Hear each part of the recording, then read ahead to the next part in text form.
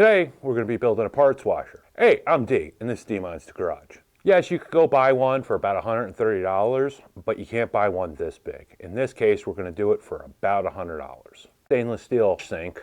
This one, it was a commercial wash sink, and here's a couple of instances of how cheap you can get them used. For all different kinds of prices, as I showed you, you get them for $40, you can get them for that really big one for $100. That would be awesome if you cut out the dividers, and then you'd have a great big one. In this case, you're going to be able to fit a full-size engine, transmission, whatever else in here, where those smaller ones you really kind of can't. This one's kind of nasty inside, and it's all right if they're nasty. Even if they have pinholes in them, I'll show you how to patch those, and then we'll clean them. The easiest way to see if there's pinholes in it is to get a good flashlight and shine it around, and you'll see where all the little holes are. You're going to do that on both sides and mark them once you get it clean. The greaser.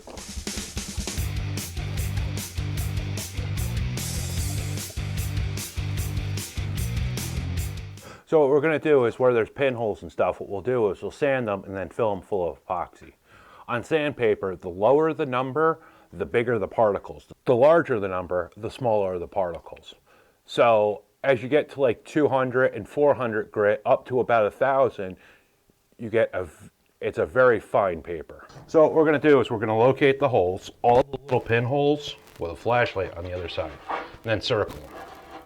This way you'll know where there's a pinhole, and you'll be able to fill it with give it a good sand and fill it full of epoxy. Apparently this thing is closer to a colander than it is a sink. Anywhere from 40 to 80 grit will work. I'm going to use 80 to give these a quick buffing.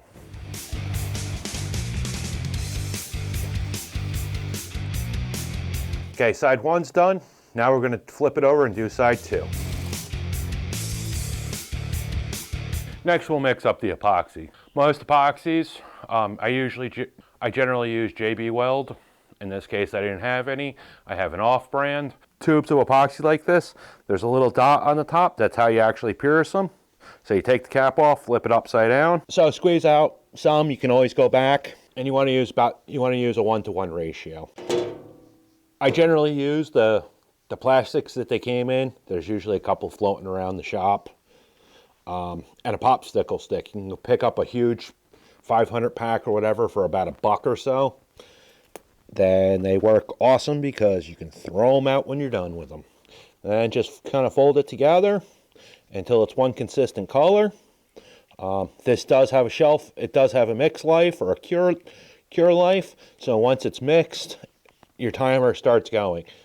As long as it's not stupid hot or very dry, not like, because it's a chemical reaction, the moisture in the air really doesn't affect it so much as the heat. And then just take it and kind of spread it on where you have your circles marked. You always go a little bit bigger on your circles so you can always find them easier, and just keep spreading it on. If it's cold, it will increase the colder it is in the shop or wherever you're working. It will increase the time that it takes to cure because it'll slow the reactions. About how long should you leave it after this? I usually give it about an hour or so, but I wouldn't put liquids or anything else in it for at least 24. When I'm done with this, I'll do the other side. Same process, and then in about an hour or so, I'll come back and I'll show you what's next. So while we're waiting for the epoxy to dry, what we do is take our bucket. This is where our pump will go. We're going to use it to make a filter. Measure across, it's 9.5 inches. 9.5. If we want to find the circumference, times 3.14. So the circumference is 29.83. Now if we know that we want each one of the fins that we're going to cut into it to be about 3 inches, we can divide that by 3, which will give us 9.9. So if we shrink that just a little bit, it'll give us an even 10 all the way around. So the next thing we did was we marked these marks all the way around. This is where we're going to cut it with a utility knife. There's about 10 of them all the way around, and then we'll heat them with a hair dryer or a heat gun to bend them out. Our pump will go inside, and we'll use an old t-shirt that has the neck and the arms sewn shut. as a filter, so this way it's not sucking the crap off the bottom of the tank, or oil's not getting in from the top, because the oil will settle all the way at the top, and all the heavy particulates will settle to the bottom. This way it'll give us a filter, so we're not repumping a lot of that stuff. It's not going to get all of it, but it'll get the big chunks. So all we're going to do is work our knife in and cut them. What it is all we're doing is, if we bend these out, it'll keep the shirt farther out from the bucket. If we just drilled a bunch of holes into it, they don't need to be perfectly straight. If we drilled a bunch of holes into it, all the material, any stuff that we're trying to keep out, would end up getting stuck right around those holes into that t-shirt. And obviously you're working with sharp objects, so be careful. Sharp blades are actually better for this. A dull blade you're more likely to cut yourself with, because then you're going to be fighting that blade. If it's dull, instead of just cutting the material, you're going to be trying to force that thing through. And that's how you end up slipping and end up cutting yourself usually. Also, always work away from yourself.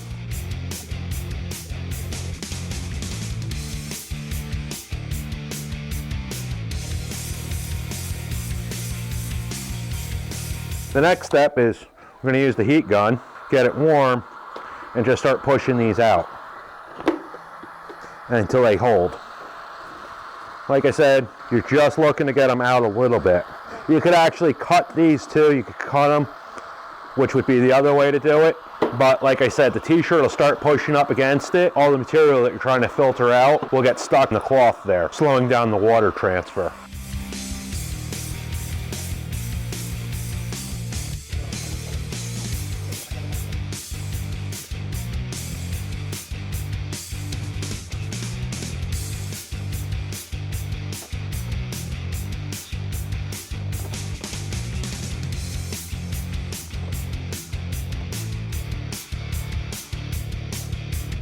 So what we're going to use is a pump. This is just a pond pump, small pond pump, small water pump. You can get these for about 20 bucks. This will go in the bucket, and then just a piece of hose that comes off it. So the next thing we're going to have to do is we're going to have to cut a hole in the top. So this way we have somewhere to run the hose and the power cord through. Doesn't have to be exact, just needs to be big enough to fit everything through. Part is we'll feed, because the power cable has a really big end on it, you have to feed that in through first, and then run your hose.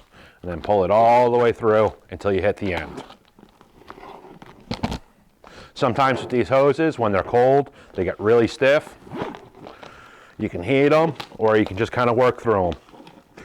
In this case, this is a 5/8 hose.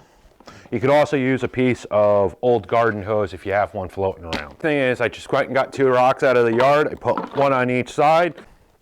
Okay, so the next thing, this is just an old t-shirt out of the rag bag. I stitched the neck hole closed and the armholes.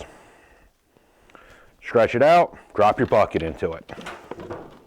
Sometimes they're, depending on how big your shirt is and how big your bucket is, sometimes it might be a little more stretching than others. Get it all good and tight, or get it all so it's set all the way down. Put your handle up, and then run a hose clamp around. So all you do is just pull the shirt through, work your way around. The other thing is, on these hose clamps, if you have, what you should use is you should use a stainless steel one if you can get them. Just because it's going to be sitting in water. If it rusts, it's going to fail. You're going to be changing this stuff every now and then, so you'll check it then. You'll be changing the fluids and stuff. You should inspect your pump then. Now, you don't need to totally crank this down. You just want it snug. If you crank it down too far, technically you might possibly run and cut the power line. I've run the power line, the hose, and the t-shirt through it. Okay, so what we're going to use the holding tank is, this is a 27-gallon tote. This one's kind of on the thicker side. You want a thicker one. You can get the thinner ones, but you have to worry about them breaking. Drop your assembly in it. Make sure that it fits nice, that it's not taller than your thing. And then the next thing is we'll cut a hole in the lid so we can run our hoses and our power out of. Next thing we'll do is, this has a recessed lid, which is really nice because any water that you can drop your parts and stuff or anything else, you can drop brushes and stuff on the top of these if they stick out a little bit. Next thing to do is just cut a small hole in it. Same process. Put it down. You might need to score it a couple of times. You can drill these. Worst comes to worst. You can also, like I said, just use a utility knife. So feed your power line through, grab your hose, run your hose up through the hole that you just made. Next thing we want to do is we're going to cut our drainage hole. I want it kind of close towards the front, but I'm going to move it back just a little bit. I'm going to run a piece of hose. Sometimes you'll end up having to make several passes. Just take your time, work slow, think about what you're doing before you do it. As we're going to put the drain in, just put a little plumber's dope on here, or they also make seals. Because this is a sink fitting. Put it on there, screw this in. You don't need to monkey it on, but it needs to be snug. And then the other end will drop into that hole you made built, and it's all in place. Next thing we need to do is just fill it full of our cleaning solution. In this case, it's super heavy duty degreaser. We're gonna use half a gallon of this to 20 gallons of water. That'll give us a 40-to-1 ratio.